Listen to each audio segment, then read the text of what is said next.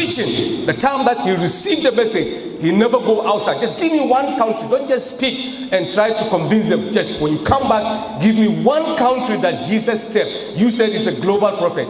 Just give me. Beside Israel, where did he go? Tell me. And you cannot tell me because he's meant for Israel. And number two, you said people preach, but sometimes those who he lives with don't receive the message. Jesus clearly said, do not preach my gospel to the Gentiles.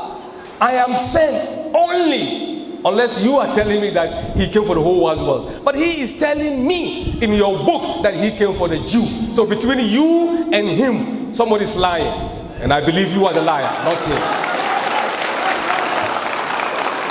It's just common sense. He never claimed to come for the whole world. He never do that. He never mentioned that. In the book of Matthew chapter 5 verse 17, Jesus said, do not think that I have come to destroy the law of Moses and the other prophets. No, I did not come to destroy. I've come to confirm.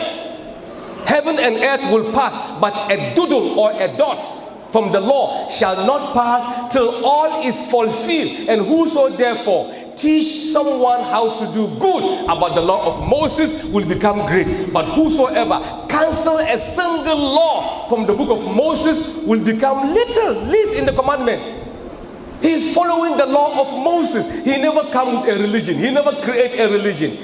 Look, the challenge is going. Audience, don't forget. Show me the religion of Jesus. Jesus said, my religion is Christianity. Or rather, show me the word Christianity in your book and I will become a Christian.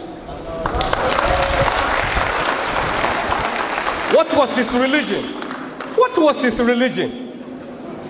And show me the word Judaism in the Old Testament of Moses.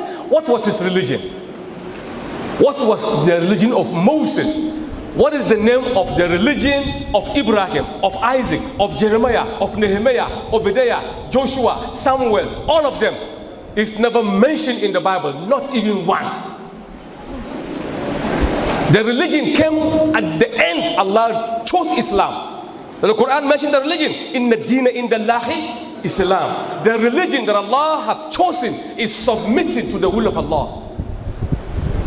ما كان إبراهيم يهوديا ولا نصرانيا ولكن كان حنيفا مسلم.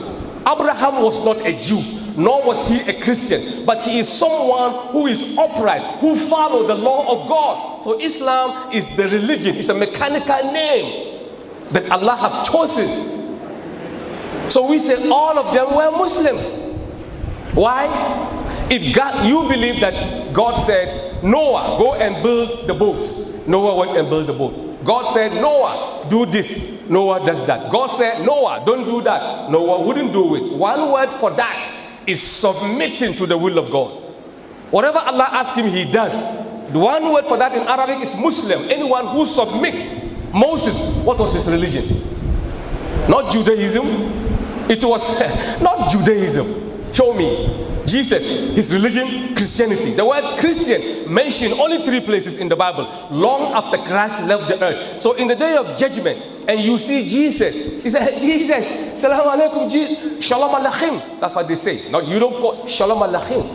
We say Salam alaikum. So if you see Jesus, he says, Jesus, Salam alaikum. Wallahi, he will never look at you because he never heard the word in his life. It was long after he left the earth they used that word.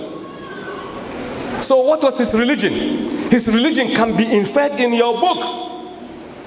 In the book of Matthew chapter 7 verse 21, Jesus said, not all those who call, listen.